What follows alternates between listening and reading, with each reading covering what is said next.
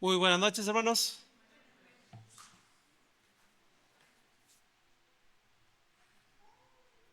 Vamos a comenzar con nuestra conferencia de esta Semana Santa. Como ya muchos lo pudieron ver, el título de la conferencia es El poder de una vida indestructible. El poder de una vida indestructible. Eh, Generalmente cuando hablamos acerca de este tiempo de la Semana Santa es muy lindo repasar la vida y los últimos momentos de nuestro Señor Jesucristo en esta tierra. Pero en esta ocasión lo voy a invitar a verlo desde una perspectiva diferente. Vamos a ver lo que constituyeron esos últimos minutos, horas, días de nuestro Señor Jesucristo desde una perspectiva celestial. ¿Cómo es que el cielo vio esto? ¿Cómo es que el cielo determinó todas las cosas que ocurrirían en estos últimos días de nuestro Señor? Así que sí vamos a estar trabajando con los evangelios, pero mantenga sus Biblias abiertas en el libro de Hebreos, porque Hebreos es el libro que nos clarifica las cosas terrenales desde el punto de vista de las celestiales. Ahí vamos a estar entonces en el libro de Hebreos. Y déjenme comenzar con un pensamiento interesante. A lo largo de los milenios, hermanos, la gente, usted se habrá dado cuenta, la gente ha vivido aterrorizada por un ente maldito, por un ser tenebroso. La sola mención de su nombre hace que cualquier conversación se vuelva incómoda. En las noches oscuras, desde que somos niños, su idea, la idea de este ser flotando en el aire, hace temblar a pequeños y grandes. Y hasta los más fuertes, ricos y poderosos comienzan a llorar cuando se les advierte que siquiera hay una remota posibilidad de que vayan a encontrarse con este ser pronto.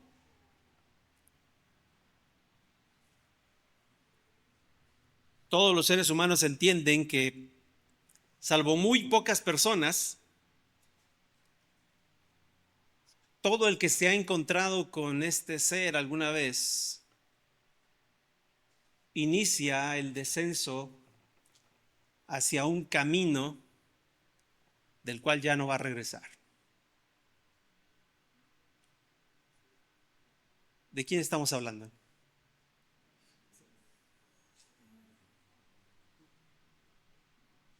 De la Llorona, dice. Estamos hablando de la muerte, ¿no es así? Ahora, hermanos, aunque esto pudiera parecer el inicio de un cuento de terror popular, ¿no? Es la realidad de todo ser humano que vive esclavizado, que su conducta está condicionada por el miedo a la muerte. Piénselo un poco. La conducta de todo ser humano que vive esclavizado está condicionada por su miedo a la muerte. Y podemos mencionar algunos ejemplos. Aquí hay unos pocos. Mire, el miedo a la muerte nos hace querer aferrarnos a la seguridad de esta vida. ¿No es así? ¿Qué tantas cosas no hacemos desde pequeños por el deseo de querer prolongar nuestra existencia lo más que se pueda? ¿Cuántas cosas no comprometemos? ¿Con cuántas cosas no negociamos con tal de ganarle tiempo a nuestras existencias sobre esta tierra? De paso, déjeme decirle que ese es el tema, esa es la razón por la que el libro de los Hebreos es escrito. Este grupo de creyentes a los que el autor,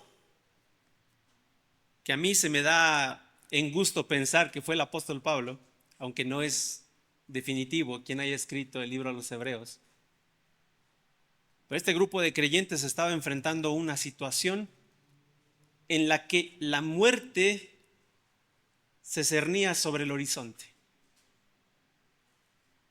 Y el miedo a enfrentar la posibilidad de partir pronto, de morir, les estaba haciendo tomar decisiones necias con respecto a su fe. Mire, imagínense que aquí en México nos dijeran, no, pues el gobierno ha determinado que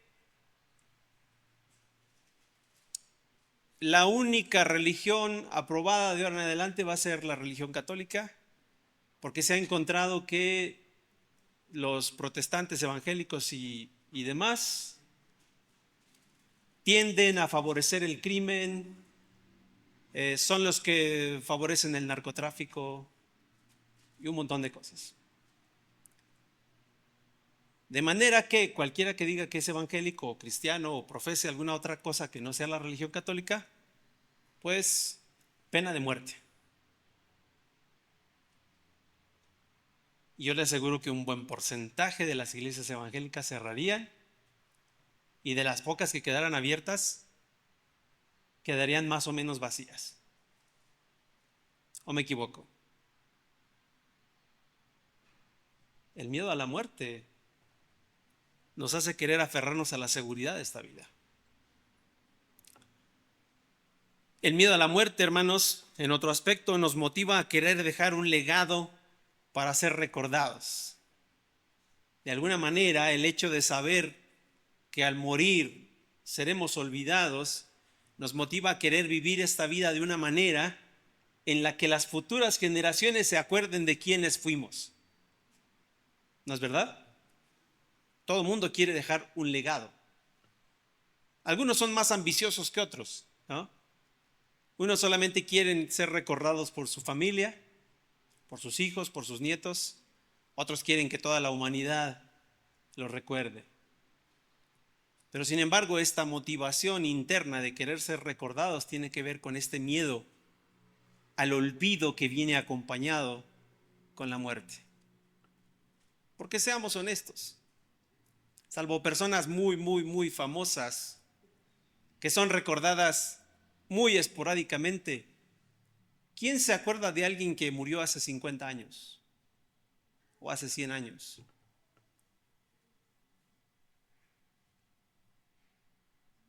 Y este pensamiento a muchas personas les llena de pavor por alguna razón. Otro ejemplo, la muerte, el miedo a la muerte nos convierte en títeres de cualquier sistema religioso. Piénsenlo un poco. Todas las religiones que han existido en el mundo se basan ¿en qué?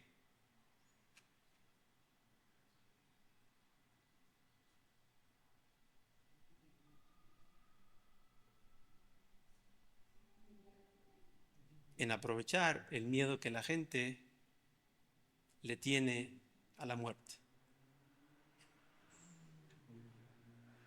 Llámela como usted quiera.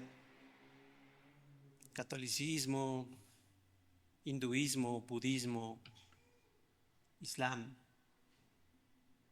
Todas las religiones se fundamentan en aprovechar este miedo a lo que hay después de esta vida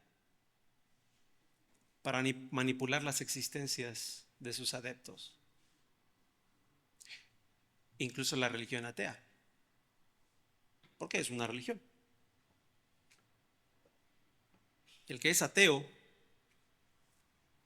lo es para apaciguar el terror a enfrentarse al juicio justo de Dios en esta vida y en la que sigue. Sé que hay un Dios y que es justo y mi vida no concuerda con sus estándares. Por lo tanto, prefiero hacer como que no existe ese Dios. Así no tendré que rendirle cuentas a nadie. Y otro ejemplo más de cómo nos manipula este miedo a la muerte es el hecho de que por miedo a la muerte podemos ser manipulados para hacer maldades y cosas atroces que de otra forma no haríamos. ¿No es así? No sé si recién oyó una noticia de por allá de mi terruño, que en Jalisco encontraron un campo, lo dieron por llamarlo campo de concentración, ¿verdad? Campo de exterminio.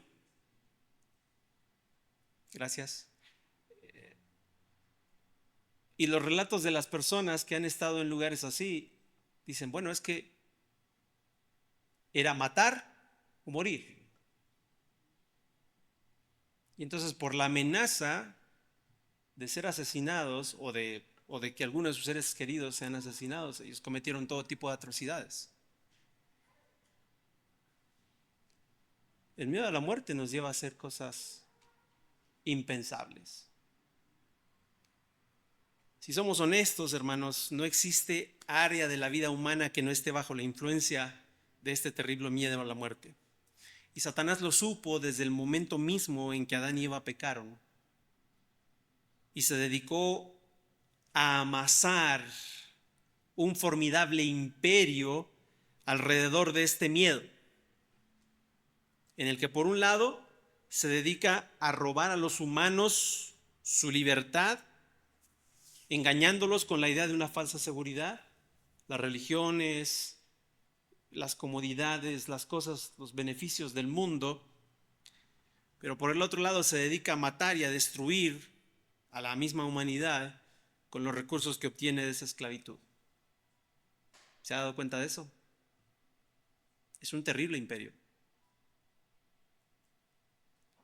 En Juan 10:10 el Señor Jesucristo lo describe de la siguiente manera: porque el ladrón no viene sino para matar, robar y destruir. Ahora nos viene esta pregunta, hermanos: ¿Quién en todo el mundo podía librar a la humanidad de semejante tiranía?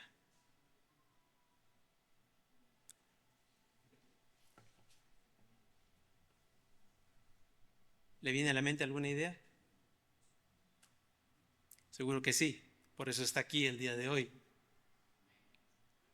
Pero vamos a explicarlo desde el punto de vista de Dios. Miren, hermanos, como había sido la humanidad la que había entregado a Satanás voluntariamente el poder de controlarlos a través del pecado por haberse rebelado contra la ley de Dios, como habían sido los hombres quienes le habían dado este terrible poder a Satanás, era necesario que fuera un hombre también quien arrebatara de vuelta ese poder. Pero no podía ser cualquier hombre. Tenía que ser alguien que por su naturaleza, no de manera real, no solamente de manera fanfarrona, de manera real no tuviera miedo a la muerte, no estuviera controlado por este miedo a la muerte. Tenía que ser alguien que estuviera dispuesto a morir para pagar por la redención de la humanidad,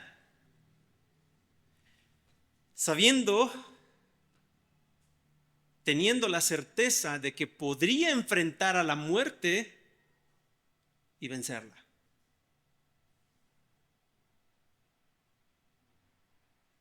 ¿Qué ser humano podía cumplir con esas características? Tenía que ser alguien que demostrara tener un poder superior al de Satanás. Tenía que ser uno con el poder de una vida indestructible.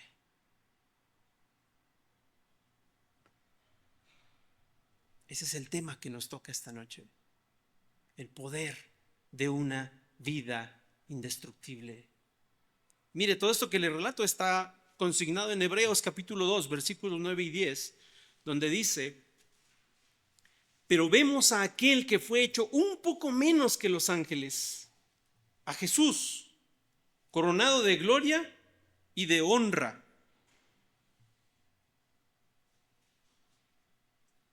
a causa del padecimiento de la muerte, para que por la gracia de Dios gustase la muerte por todos, porque convenía a aquel por cuya causa son todas las cosas y por quien todas las cosas subsisten, que habiendo de llevar muchos hijos a la gloria, perfeccionase por aflicciones al autor de la salvación de ellos.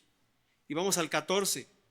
Dice: así que por cuanto los hijos participaron de carne y sangre, él también participó de lo mismo, para destruir por medio de la muerte al que tenía el imperio de la muerte, esto es, al diablo, y librar a todos los que por temor de la muerte estaban durante toda la vida sujetos a servidumbre. Porque ciertamente no socorrió a los ángeles, sino que socorrió a la descendencia de Abraham, por lo cual debía ser en todo semejante a sus hermanos, para venir a ser misericordioso y fiel sumo sacerdote en lo que a Dios se refiere, para expiar los pecados del pueblo.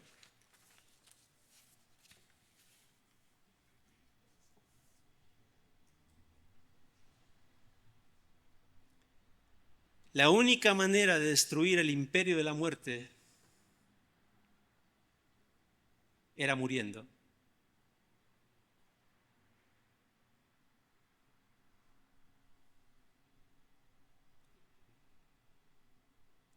Pero no podía morir cualquiera. Tenía que morir uno que no estuviera destinado a la muerte por culpa de su propio pecado. Ahora, hermanos, la vida indestructible de Cristo hizo posible una serie de cosas sumamente importantes para poder salvarnos del imperio de Satanás. Vamos a hablar en particular de 4 de ellos, de estas cosas a lo largo de estos 2 días. Hoy vamos a hablar de 2, vamos a tomar 2 de estas cosas. En primer lugar, fíjese bien, esta vida indestructible de Cristo lo convirtió, lo habilitó para ser un sacerdote perfecto. Y de repente vamos a hablar de sacerdocio. Sí, es importante. Cuando el hombre pecó y se alejó de Dios, Dios, como un medio de ayudar a los hombres a lidiar con sus pecados, estableció un sistema de sacrificios. Fíjese bien, cuando Adán y Eva pecaron, la forma de hacerles entender a ellos que solo un sacrificio podía cubrir los pecados fue Dios mismo, probablemente delante de ellos, mató a unos animalitos, les quitó las pieles y con estas pieles les hizo vestidos a Adán y a Eva. Eso fue el inicio. Y quedó claro que tenía que ser un sacrificio animal, porque Abel ofrecía sacrificios de excelencia delante de Dios. Después encontramos a diferentes personajes bíblicos ofreciendo sacrificios para ganar o para tomar el favor y el perdón de Dios. Job ofrecía sacrificios por sus hijos. Abraham ofrecía sacrificios. Fue en uno de estos sacrificios en el que Dios prefiguró que él iba a mandar a su hijo a morir para cubrir por los pecados de los hombres. Pero para no dejarlo así, vago y abierto, cuando Dios sacó al pueblo de Israel de Egipto, les dio reglas claras respecto a estos sacrificios. Este sistema de sacrificios quedó constituido bajo algo que se conoce como el sacerdocio levítico. Y usted puede leer al respecto prácticamente en todo el Pentateuco, pero especialmente en el libro de Levítico. ¿En qué consistió esto? Bueno, la idea era muy sencilla.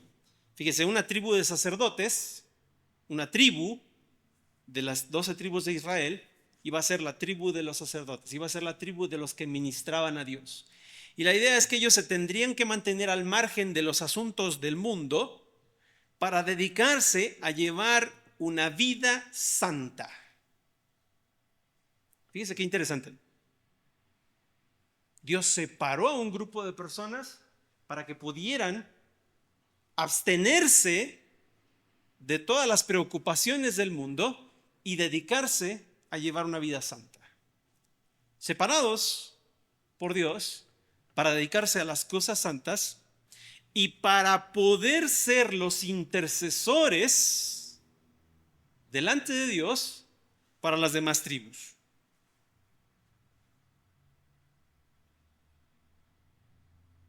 Y ahí les dijo, bueno, van a ofrecer todo tipo de sacrificios, los van a hacer de esta manera, y cuando el sacrificio sea ofrecido, yo perdonaré los pecados. La consigna, una de tantas, está claramente establecida en Levítico capítulo 4, versículo 20.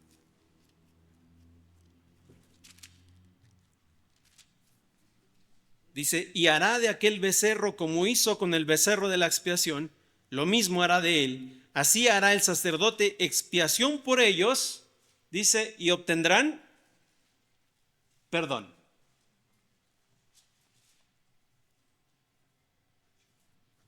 Ahí está.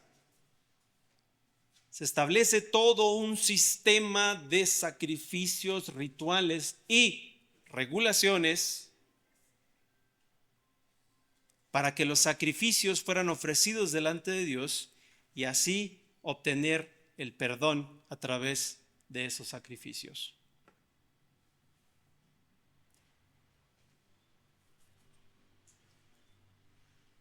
Suena bien, ¿no?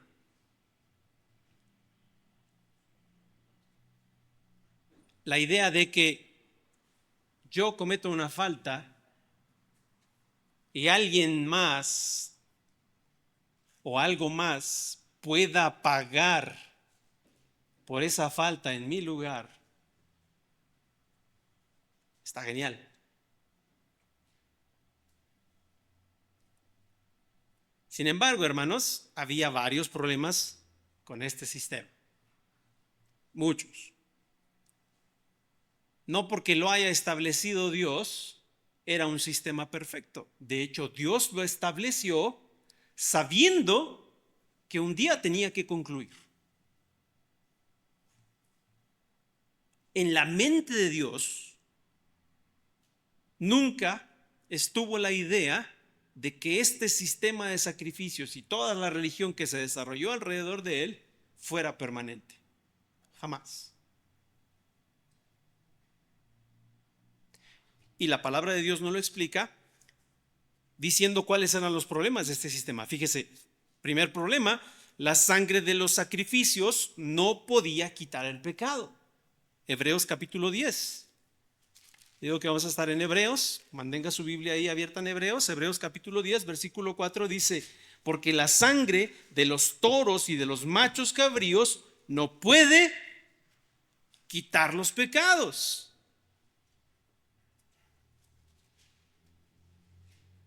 Segundo problema, los sacerdotes seguían siendo pecadores y por lo tanto estaban destinados a morir y eran incapaces de continuar con las ofrendas. Hebreos capítulo 7, versículo 23.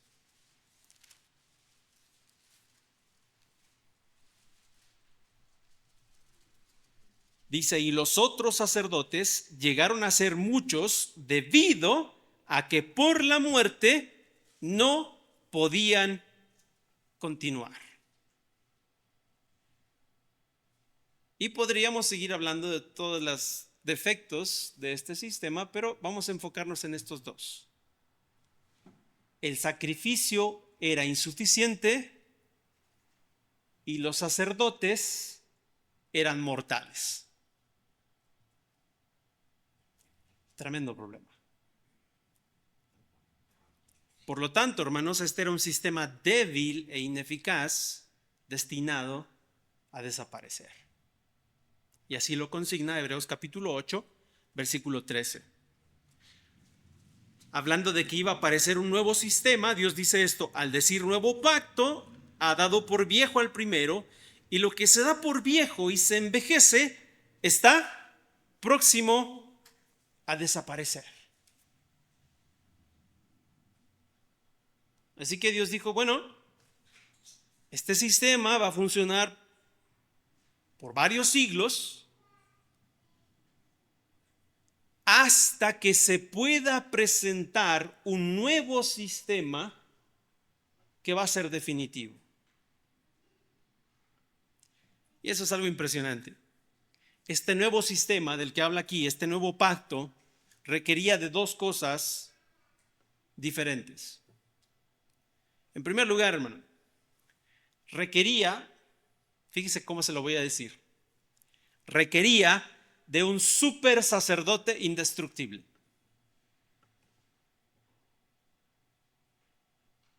No estoy exagerando. Estoy utilizando terminología que se encuentra aquí en el Nuevo Testamento. Sí. La palabra archi, ¿a qué le suena? ¿Ha escuchado hablar de los archienemigos? ¿De los archivillanos? La palabra archi habla de superioridad, de algo que está por encima. Y cuando se habla de Jesucristo, a Él nos referimos como el archiereus, que es el sumo sacerdote. Él es el sumo sacerdote, el sacerdote que está por encima de todos.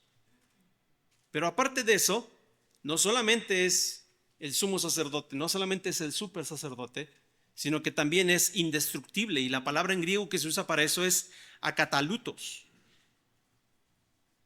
Esta terminología viene de Hebreos capítulo 7 y capítulo 8, en donde se nos explican las características del sacerdocio de Cristo.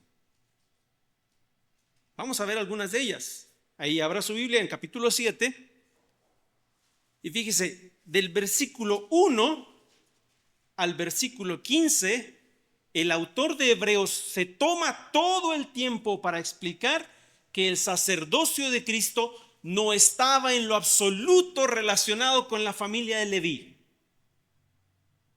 Y esto era de tremenda importancia para los hebreos. ¿Por qué? Porque estaba prohibidísimo que alguien que no fuera de la familia de Leví pudiera ejercer funciones sacerdotales. De hecho, cada vez que un rey en el pueblo de Israel, intentó ejercer funciones sacerdotales, Dios lo quitó de en medio. Porque era un papel que no le correspondía. Y sin embargo, aquí aparece un sacerdote que no es de la tribu de Leví. ¿Alguno sabe de qué tribu es el Señor Jesucristo?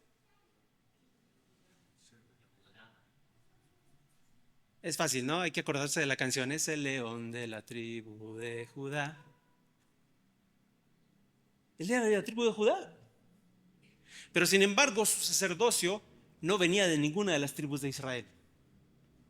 Dios se toma el tiempo para explicarnos que el sacerdocio de Cristo venía de un personaje misterioso consignado allá en el libro de Génesis, mucho antes siquiera de que existiera el pueblo de Israel, que se llamaba Melquisedec. Y mire, alrededor del personaje de Melquisedec hay mucha neblina. Se sabe mucho acerca de él.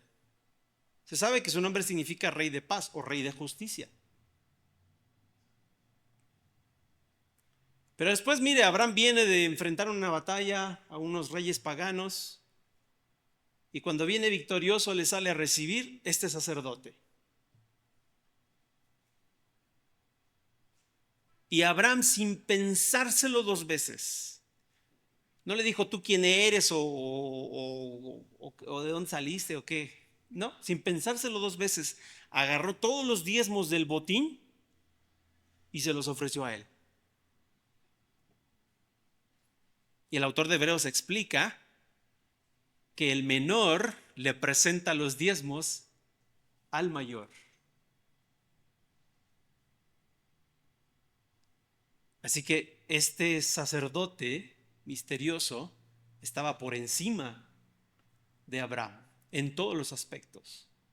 Y siendo que todos los sacerdotes de la tribu de Leví todavía estaban en el vientre de Abraham, quiere decir que este sacerdocio se constituía en algo superior y más preponderante que el sacerdocio de Leví. Algunos teólogos, no es descabellada la idea, pero algunos teólogos se atreven a decir que este Melquisedec fue una cristofanía, es decir, una manifestación de Cristo en el Antiguo Testamento. No es descabellada la idea porque no sería ni la primera ni la última vez que Dios se le presenta a Abraham.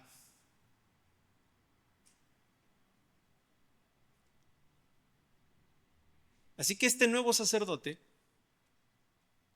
no provenía de la orden de Leví, sino de Melquisedec. Dice en el versículo 14, porque manifiesto es que nuestro Señor vino de la tribu de Judá, de la cual nada habló Moisés tocante al sacerdocio. Y esto es aún más manifiesto si a semejanza de Melquisedec se levanta un sacerdote distinto, no constituido conforme a la ley del mandamiento, sino según el poder de una vida indestructible. Segunda característica del sacerdocio de Cristo, no deriva su poder de la ley, sino de su propia vida indestructible. El sacerdocio de Cristo tiene autoridad no porque lo respalda la ley, sino que tiene autoridad porque su vida no puede ser destruida.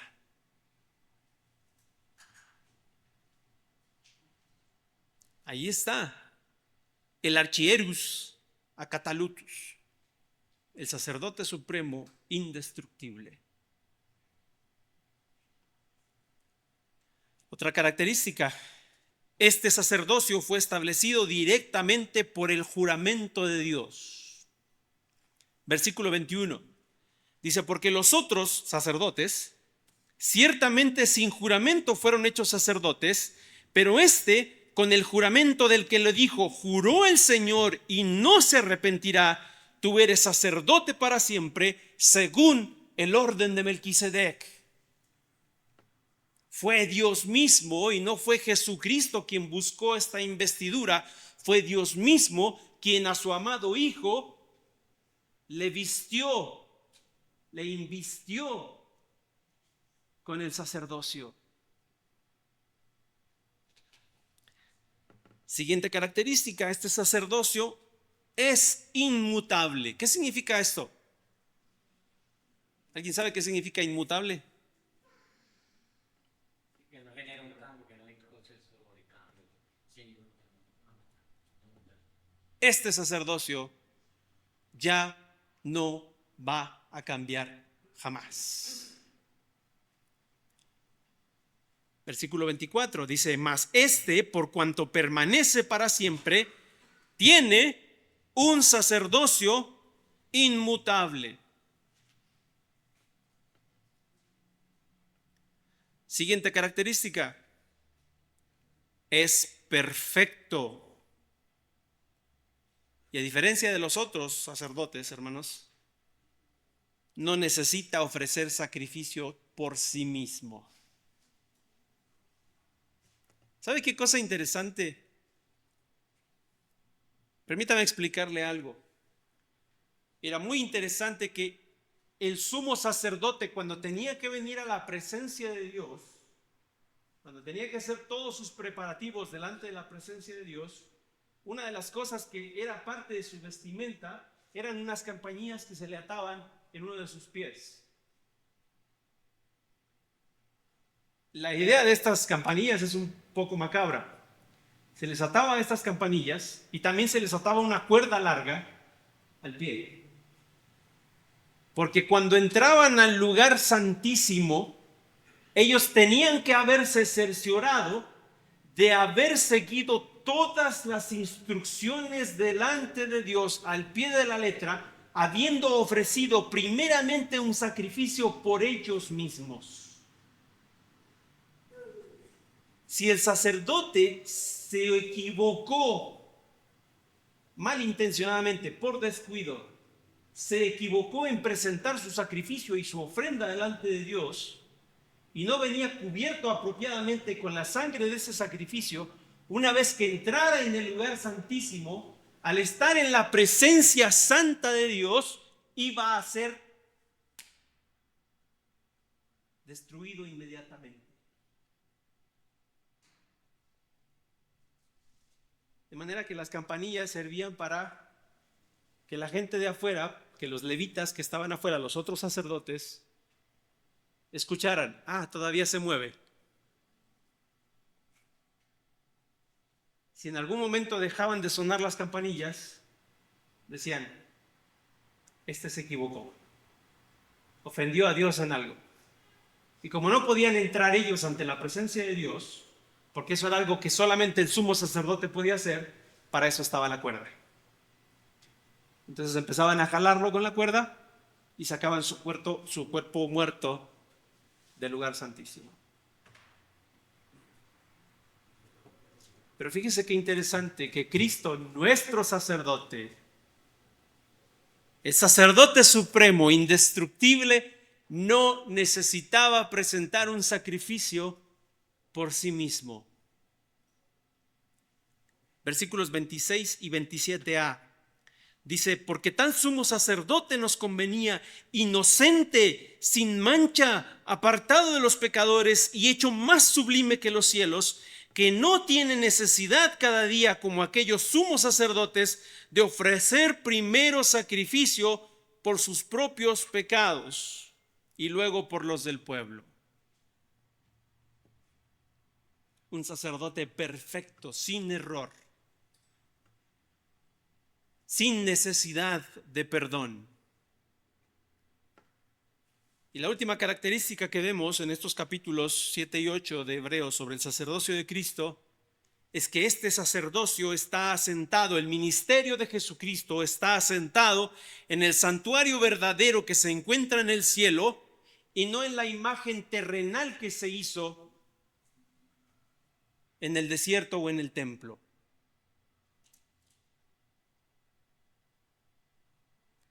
Este sacerdote no entra a un lugar figurativo, no entra a un lugar representativo de la gloria de Dios. Este sacerdote entra a la mismísima presencia de Dios en los cielos.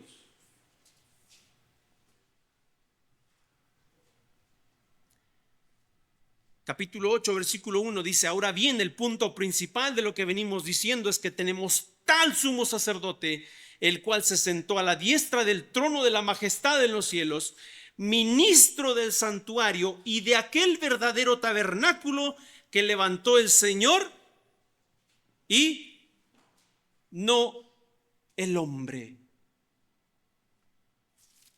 En Hebreos 9:24 dice, porque no entró Cristo en el santuario hecho de mano, figura del verdadero, sino en el cielo mismo, para presentarse ahora por nosotros ante Dios.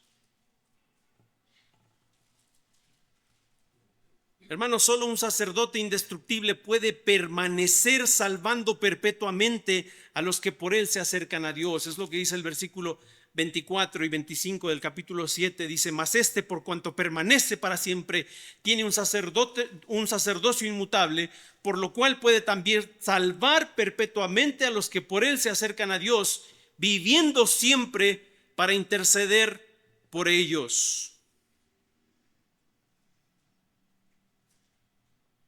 ¿Por qué era necesario que fuera inmortal este sacerdote? Bueno, imagínense que tenemos al sumo sacerdote Aarón, al primero, muy bueno en sus funciones, nunca se equivocó, por lo menos en sus funciones sacerdotales, se equivocó en muchas otras cosas. Intercedió bien por el pueblo, mantuvo el perdón de Dios, mantuvo la comunión con Dios. Pero le llega el tiempo de morir.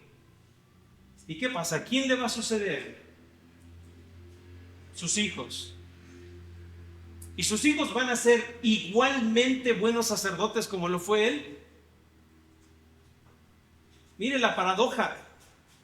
Se acababa de establecer el sacerdocio en el pueblo de Israel, y el mismo día que los sacerdotes fueron ordenados, Aarón y sus hijos cometieron la tontería de ir a agarrar un fuego extraño, meterlo en el incensario y ofrecerlo en la presencia de Dios. Un fuego que Dios no les había mandado presentar delante de él.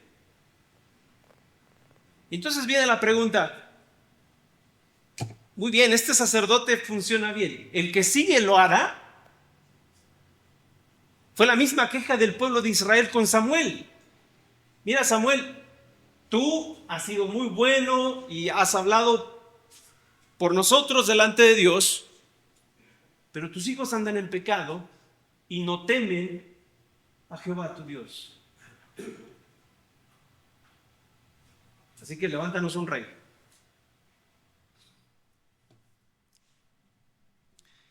Pero mire, hermanos, ya en su vida terrenal, para concluir esta sección, ya en su vida terrenal, Cristo demostró su aptitud y competencia para el sacerdocio, intercediendo y guardando la vida de sus discípulos. Vamos rápidamente a 3 pasajes en el libro de Juan. Fíjese en Juan capítulo 6, versículo 39.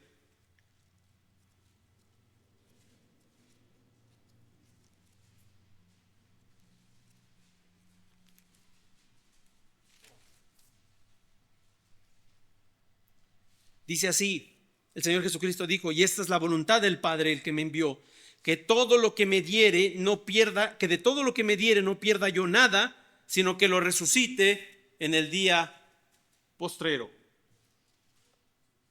Y él estaba prometiendo: de estos que el Padre me dio, yo no voy a perder nada.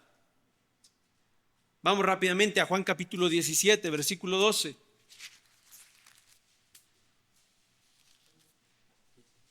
En Juan 17, 12 dice: cuando estaba con ellos en el mundo, yo los guardaba en tu nombre. A los que me diste, yo los guardé, y ninguno de ellos se perdió, sino el hijo de perdición, para que la escritura se cumpliese.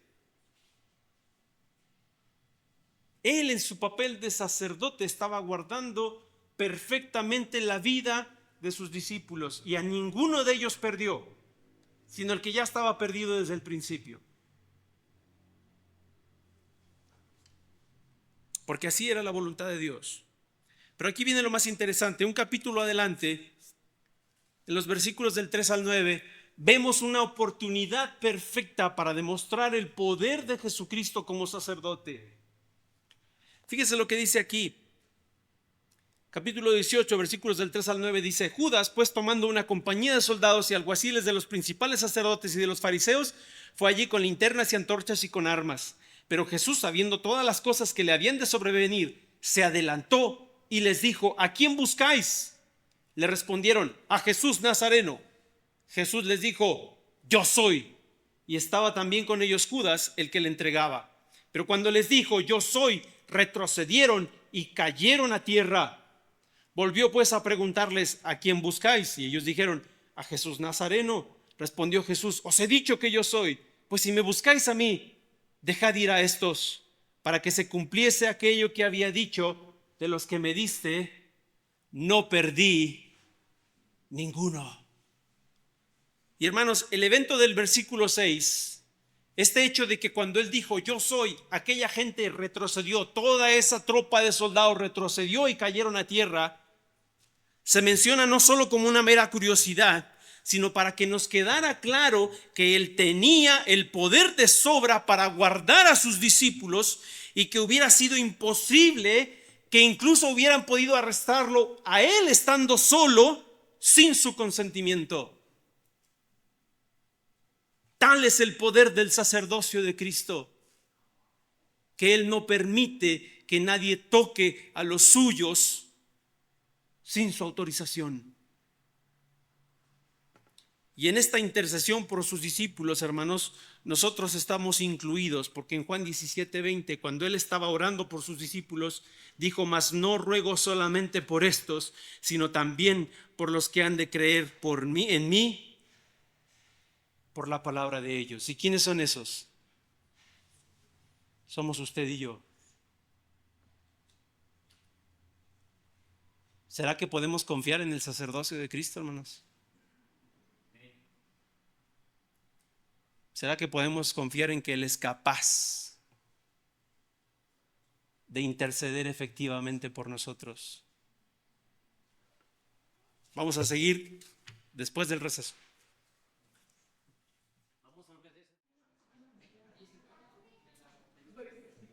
Bueno, vamos a seguirlo, hermanos, porque la noche es joven, pero algunos de nosotros ya no tanto.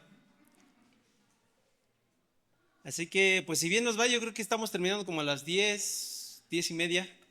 Lo bueno que no hay segundo piso aquí para que no se caiga alguno y se desnuque. Vamos a continuar.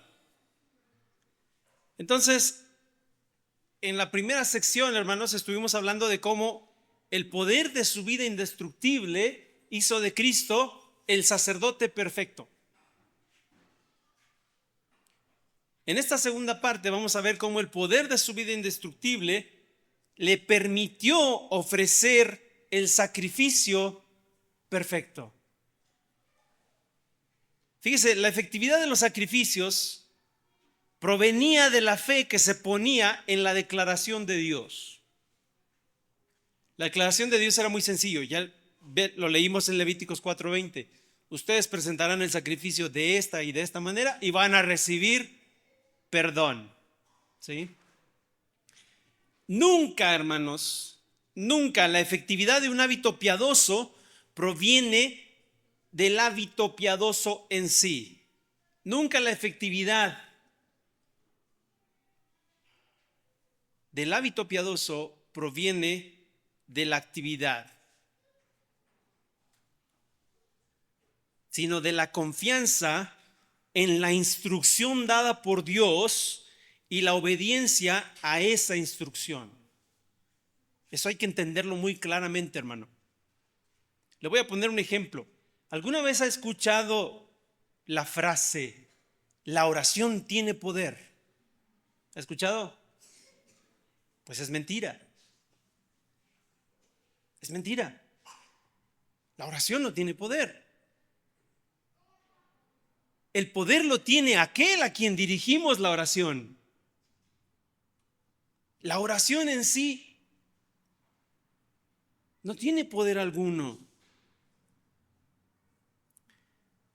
El poder lo tiene Dios, quien va a responder a esa oración de acuerdo con aquello que Él considere que cumple mejor su propósito en nuestras vidas. Hermanos, lo mismo va para la adoración, lo mismo va para el ayuno, lo mismo va para el servicio, lo mismo va para la ofrenda, y en su momento lo mismo aplicaba también para los sacrificios y todos los ritos relacionados a la religión judía. No eran los sacrificios, no eran los ritos los que traían el perdón de Dios. Era la confianza en que Dios había prometido su perdón si se ofrecían esos sacrificios de una manera que a Él le agradara.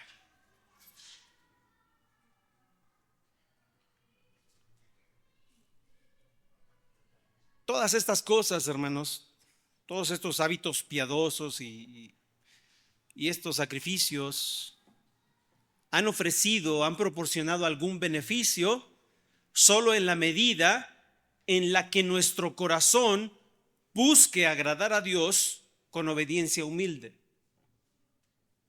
Nada más. Nada más. Y Jesucristo advirtió de esta tendencia terrible en el corazón del hombre de olvidar a Dios y exaltar al sacrificio y exaltar al método, que hacía que los sacrificios no solamente tuvieran que ser interminables, sino que al final se volvieron inútiles y hasta abominables a los ojos de Dios. Marcos capítulo 7, versículos 6 al 8. Tenemos al Señor Jesús advirtiéndonos de esta actitud.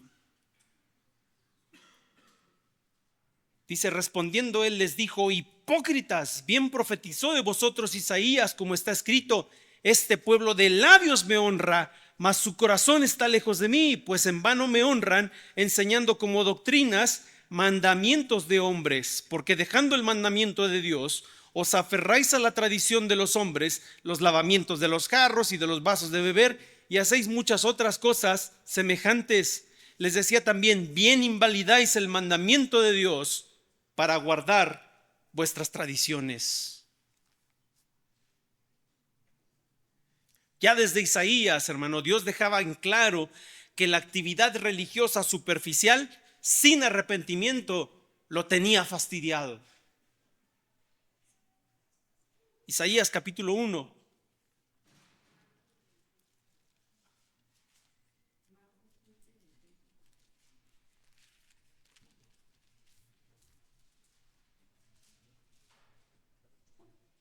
Versículo 11 en adelante dice: ¿para qué me sirve, dice Jehová, la multitud de vuestros sacrificios? Hastiado estoy de holocaustos de carneros y de cebo de animales gordos. No quiero sangre de bueyes, ni de ovejas, ni de machos cabríos. ¿Quién demanda esto de vuestras manos cuando venís a presentaros delante de mí para hollar mis atrios? No me traigáis más vana ofrenda, el incienso me es abominación. Luna nueva y día de reposo, el convocar asambleas no lo puedo sufrir. Son iniquidad vuestras fiestas solemnes, vuestras lunas nuevas y vuestras fiestas solemnes. Las tiene aborrecidas mi alma, me son gravosas, cansado estoy de soportarlas.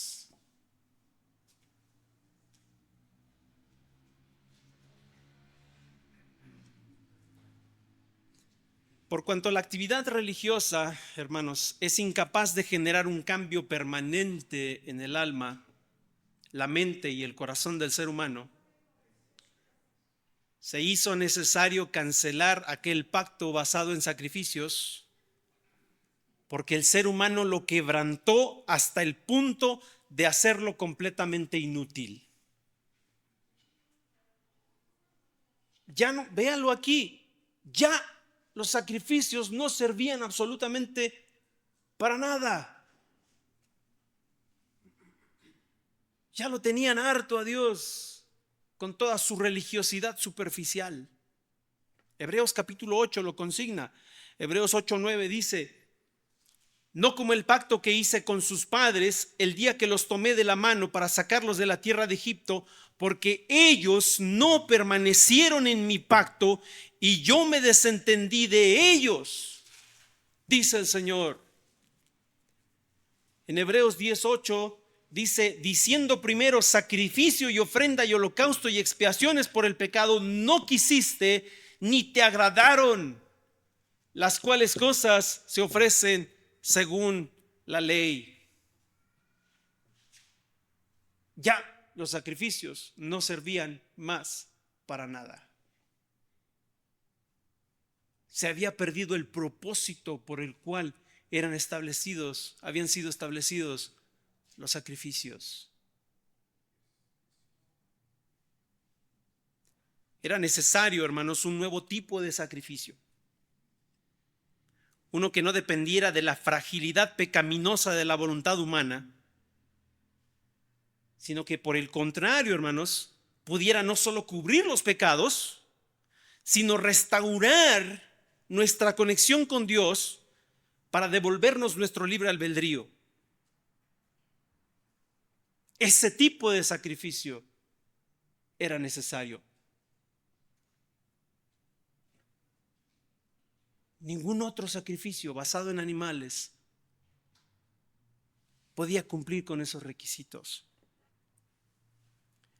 Jesús anticipó que solo Él podía solucionar el problema del pecado. Juan capítulo 8, no pierda Hebreos. Juan capítulo 8, versículos 34 al 36, Jesús le respondió: de cierto os digo que todo aquel que hace pecado, esclavo es del pecado.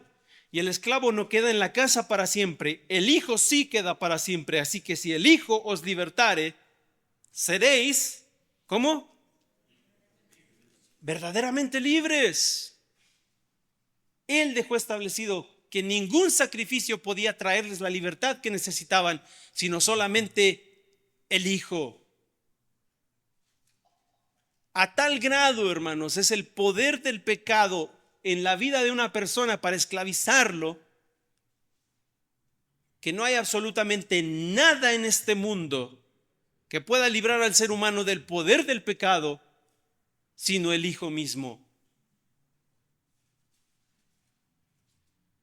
Ya lo mencionábamos en el aniversario, pero es necesario hacer énfasis otra vez. Podemos hablar de terapias, podemos hablar de tratamientos, podemos hablar de reestructuraciones mentales y demás cosas, pero absolutamente ni las drogas ni los medicamentos, absolutamente ninguna de estas cosas tienen poder alguno contra el dominio del pecado en la vida de una persona. Nada de eso sirve. Y Jesucristo lo declaró tajantemente: solo si el Hijo os libertare, seréis verdaderamente libres.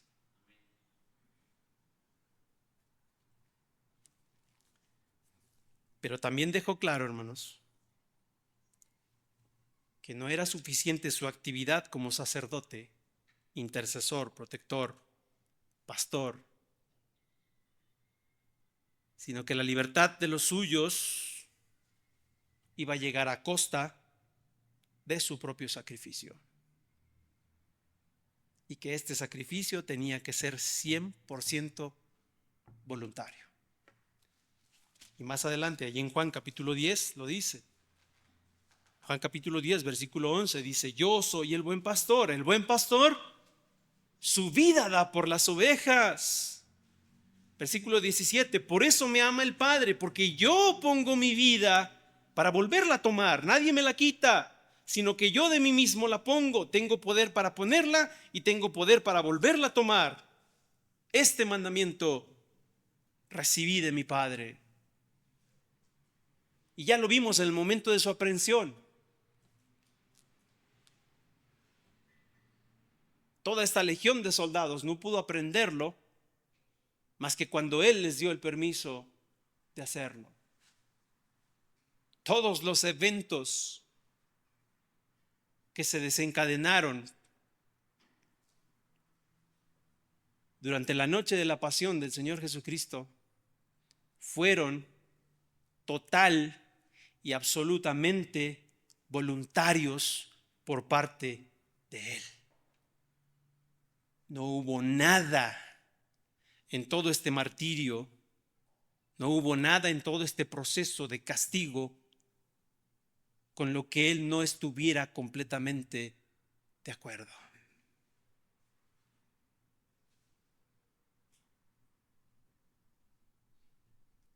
Él se rindió por completo a la voluntad de Dios.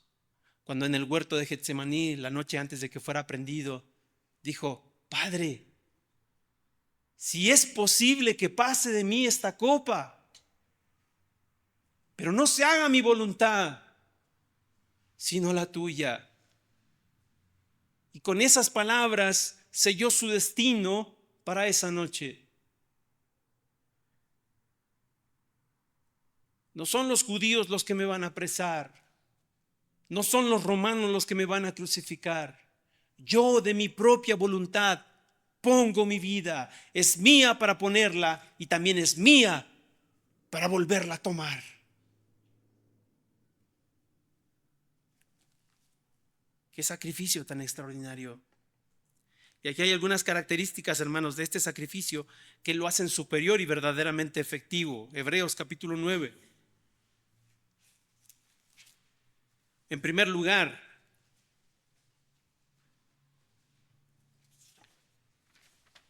no fue sangre de animales, sino sangre de Dios hecho hombre. Hebreos 9:12 dice, y no por sangre de machos cabríos ni de becerros, sino por su propia sangre entró una vez para siempre en el lugar santísimo, habiendo obtenido redención. Ya no era un animalito, ya no era un corderito, ya no era una paloma la que derramaba su sangre. Era el mismísimo Hijo de Dios ofreciéndola. Y algunos teólogos en el pasado se preguntaban cuánta sangre era necesario derramar.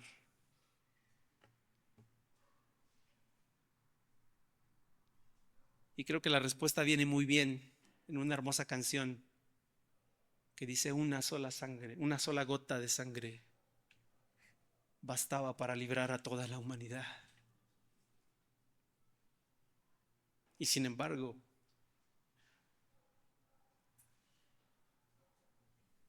Él no tuvo reparos en ofrecer hasta la última gota por nuestra redención. Otra característica es que no se ofreció en un templo hecho por hombres, sino en el verdadero lugar santísimo. Hebreos 9:24 dice, porque no entró Cristo en el santuario hecho de mano, figura del verdadero, sino en el cielo mismo, para presentarse ahora por nosotros ante Dios. Lo dicho sobre el sacerdocio aplica también sobre el sacrificio. El sacerdote no entra en un lugar representativo, entra en la presencia misma de Dios. De la misma manera, la sangre no es derramada en el atrio de un templo. La sangre, esa sangre fue derramada en la mismísima presencia del Dios Altísimo. Aquellos centuriones, aquellos soldados y aquella turba vieron cómo esa sangre era derramada en esa cruz. Dios, el Padre, vio cómo ese cordero fue inmolado y cómo esa sangre fue derramada en su presencia, delante de su trono.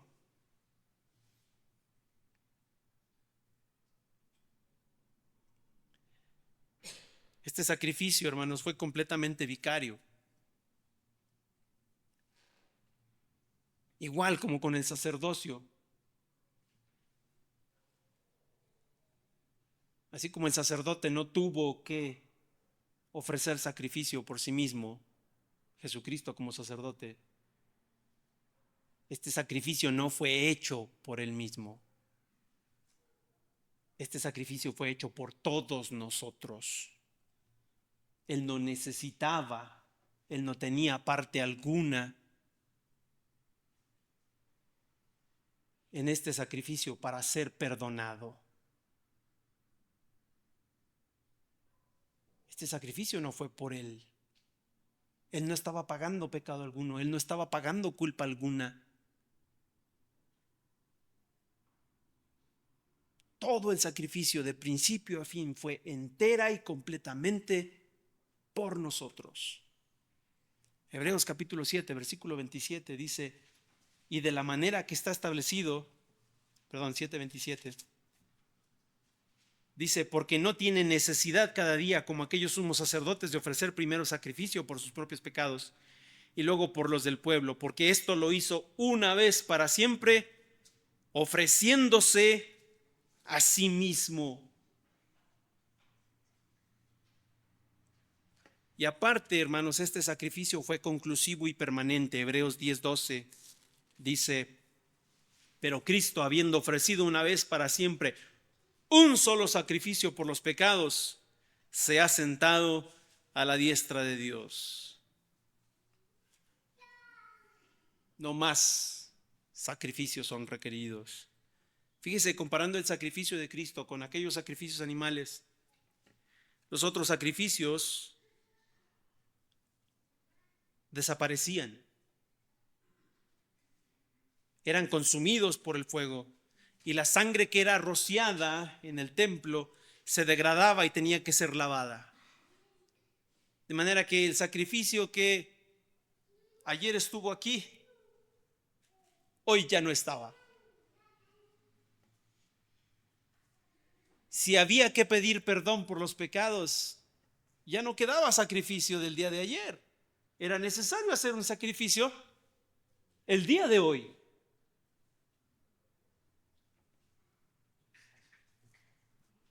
Pero el Cordero de Dios, hermanos, el Cordero de Dios aún hoy, después de 2000 años, sigue ante la presencia de Dios como inmolado, como un recordatorio permanente delante de Dios del por qué todo humano vil y pecador puede ser admitido en la presencia de Dios si se acerca a Él con humildad. Allí está, sentado a la diestra de Dios, el Cordero como inmolado. Y Juan lo vio en Apocalipsis capítulo 5, versículo 6, cuando se estaba buscando a alguien que fuera digno para abrir el rollo y nadie fue encontrado. Lo miró a Cristo ahí de pie en el santuario y dijo: alcé los ojos y vi a un Cordero como inmolado de pie delante del trono. El sacrificio sigue ahí.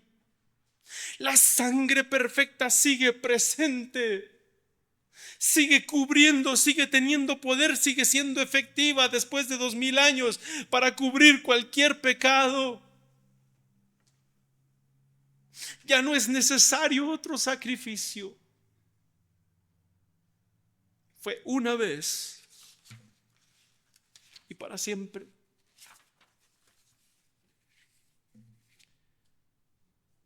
De este hecho, hermanos, Jesucristo mismo da testimonio de la efectividad de su sacrificio con algunas de sus últimas palabras dichas en la cruz.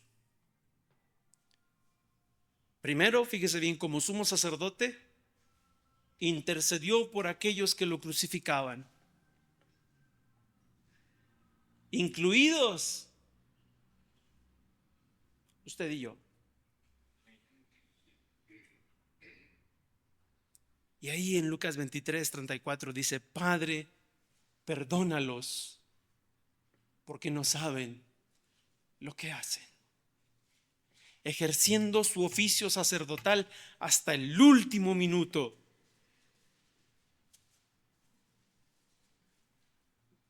Y unos momentos después,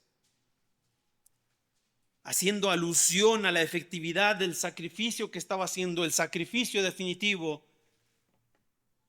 dijo una tremenda palabra. En español son dos, pero en el lenguaje que él utilizó en ese momento era una sola. Y dijo: consumado es. Tetelestai, Juan capítulo 19, versículo 30. Está concluido. Y hermano, tantas cosas se podrían decir que concluyeron en ese momento, pero el tiempo solo nos da para mencionar algunas. ¿Qué cosa concluyó ahí? Bueno, en primer lugar, había llegado al fondo de la copa de ira que bebió de las manos del Padre. Toda la ira de Dios correspondiente a todos los pecados de la humanidad había sido derramada hasta la última gota en los labios del Señor Jesucristo. El sufrimiento por todos tus pecados y los míos Él lo experimentó de principio a final. Y cuando terminó dijo: consumado es. Me lo he bebido todo.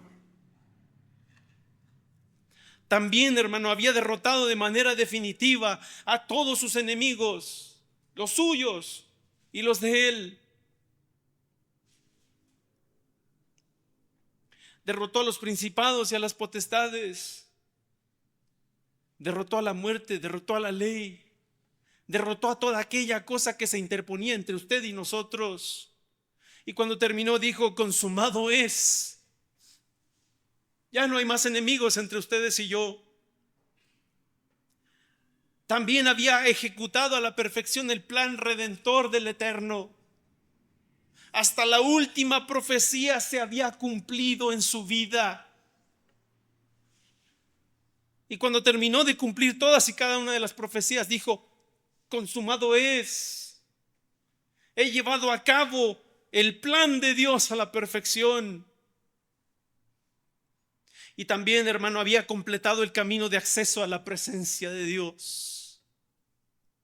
Al momento de morir, el velo se partió en dos. El velo que dividía al lugar santísimo, a la gloria de Dios, la Shekinah, la presencia del resto de la humanidad, fue partido en dos como una representación de que Él abría un camino vivo y nuevo por su sangre. Y Él dijo: consumado es. Ya no hay más barreras entre nosotros. Y finalmente, hermano, el sumo sacerdote que puede permanecer ante la presencia santa de Dios por el poder de su vida indestructible, había concluido el interminable ciclo de sacrificios por el pecado mediante el sacrificio de su propio cuerpo. Y ya no habiendo necesidad de ningún otro sacrificio,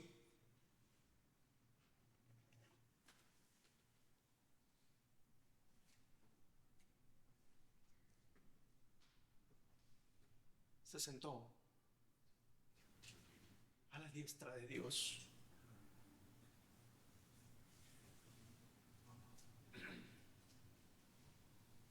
Un sacerdote común no se podía sentar.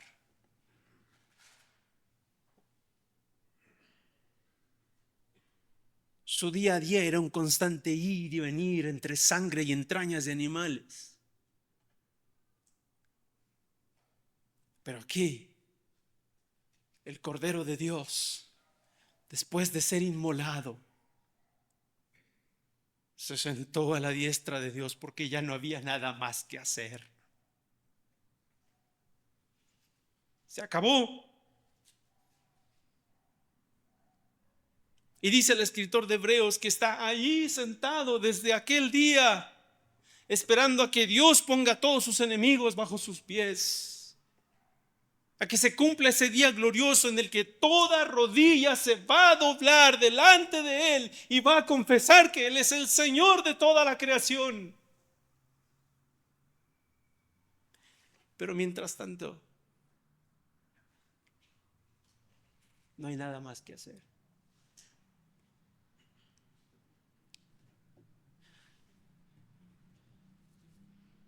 Y hay una conclusión muy interesante, hermanos, en el libro de Hebreos. Ahí en el capítulo 10.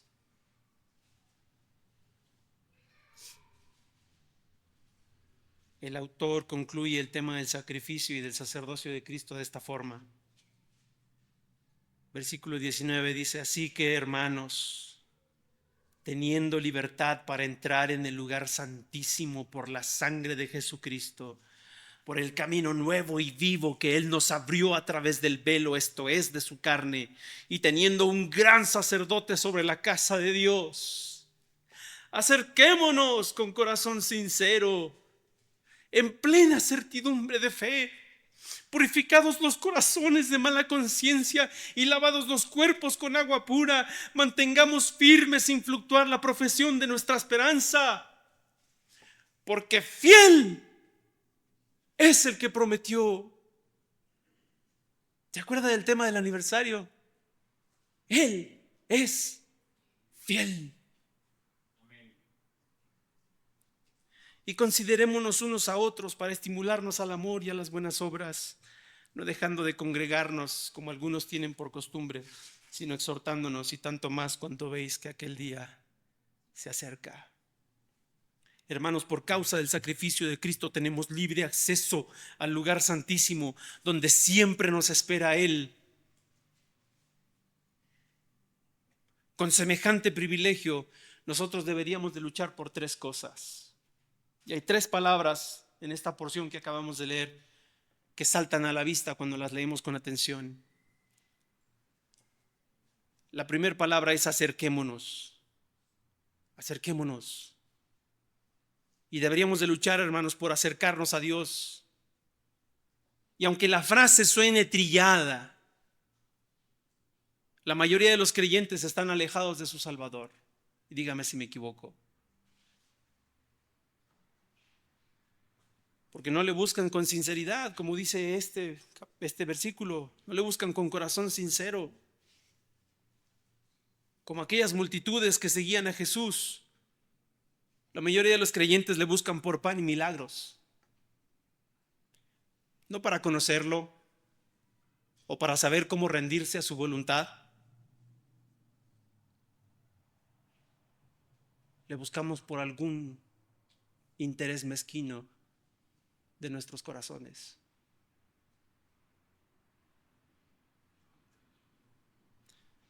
Otros, hermanos, están llenos de dudas.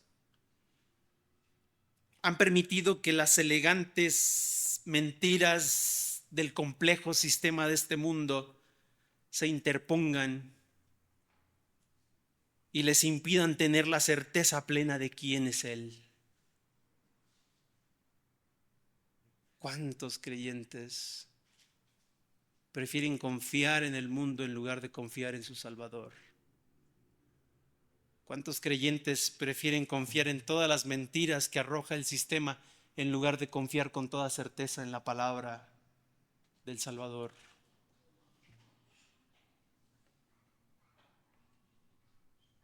¿Cuántos creyentes dicen, no, yo no puedo creer en eso?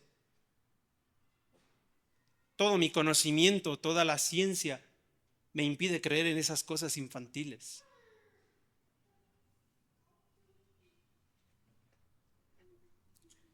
Y todas estas actitudes, hermanos, generan una percepción torcida sobre nosotros mismos y nuestra realidad. Y nos hacen vivir entregados a la suciedad del mundo antes que desear vivir vidas que fueron limpiadas por el agua pura de la palabra de Dios.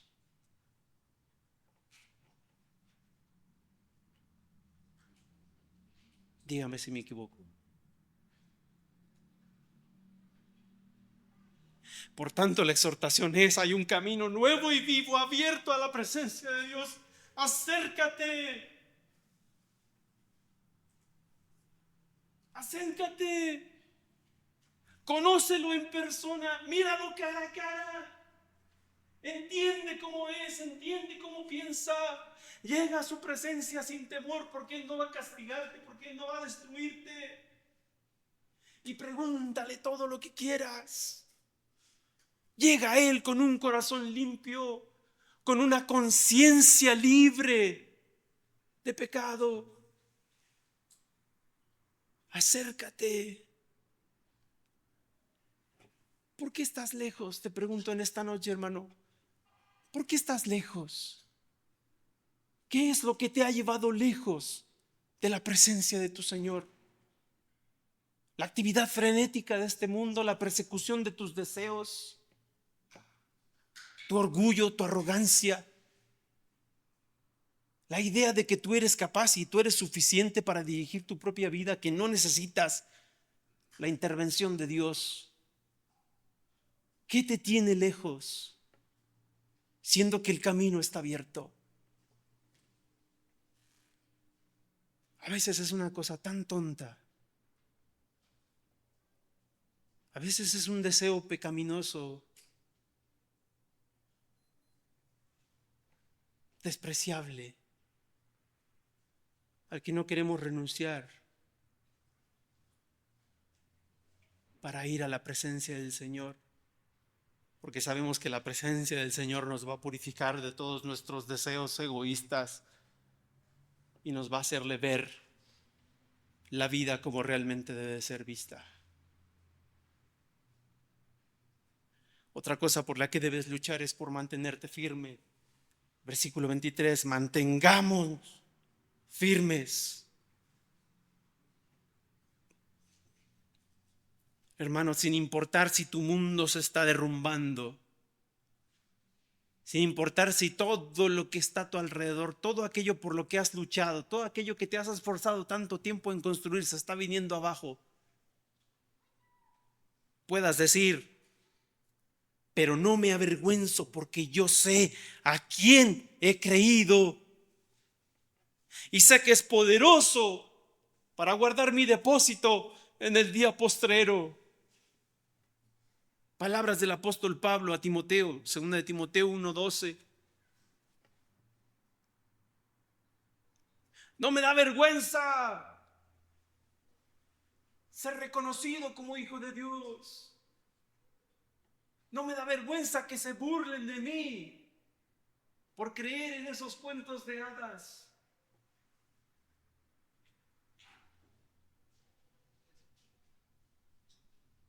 No me da vergüenza que me escuchen hablar con alguien que se murió hace 2000 años, pero hoy está vivo y sentado a la diestra de Dios, dispuesto a escucharme en cualquier momento. No me da vergüenza, me mantengo firme, sin fluctuar. Ahora creo, mañana no. Hoy confío, mañana no sé. Hoy estoy contento porque el Señor me da lo que pide, por lo que le pido, mañana no. Mantengámonos firmes sin fluctuar la profesión de nuestra esperanza, porque aquel en el que esperamos es fiel. Y finalmente, hermanos, considerar, acercarnos a Dios, mantenernos firmes, considerar. Pero considerar ¿qué? Dice el versículo, considerarnos unos a otros. Considerarnos unos a otros. Es triste, hermano, cuando la amargura lleva a un creyente a preferir el consejo, la ayuda y la compañía de los inconversos en lugar de la de sus hermanos de sangre. Porque somos hermanos de sangre. Por la sangre de Cristo. Por la sangre del Cordero que nos hermanó a todos delante de Dios cuando fuimos lavados por ella.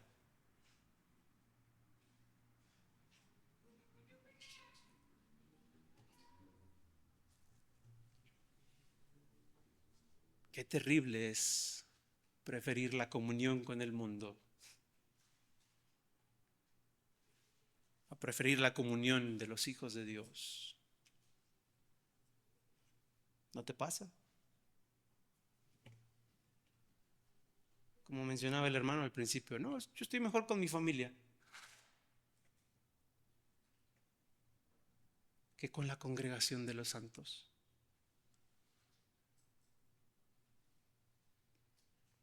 La paso mejor allá en las fiestas del mundo que con mis hermanos en la fe.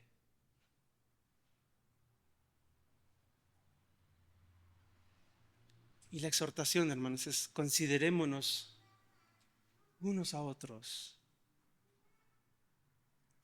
para estimularnos al amor y a las buenas obras y para congregarnos juntos en cada oportunidad que tengamos.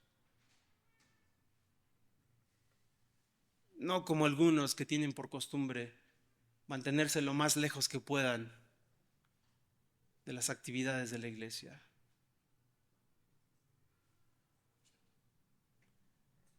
Es necesario considerar, preferir la compañía de aquellos a quienes Dios llama la congregación de los primogénitos inscritos en los cielos. ¡Qué título!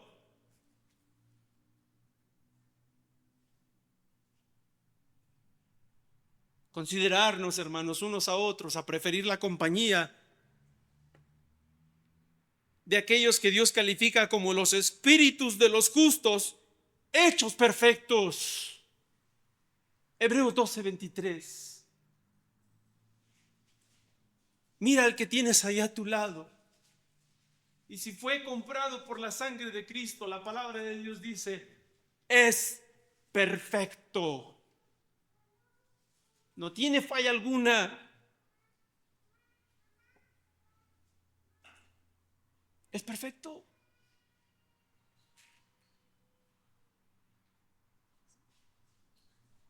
¿Por qué te cae mal? ¿Por qué lo odias? ¿Por qué lo aborreces? ¿Por qué te amargas contra él? Si la sangre de Jesucristo limpió cada uno de los aspectos de su vida hasta hacerlo perfecto. ¿Por qué? Pero de esta perfección que nos fue dada por el Señor Jesucristo, ya hablaremos mañana, porque ese va a ser el tercer punto. De momento, hermanos, basta saber que el poder de la vida indestructible de Cristo lo convirtió en el sacerdote perfecto y en el sacrificio perfecto para nuestras vidas. Ese es el poder de la vida indestructible. Dios les bendiga. Buenas noches.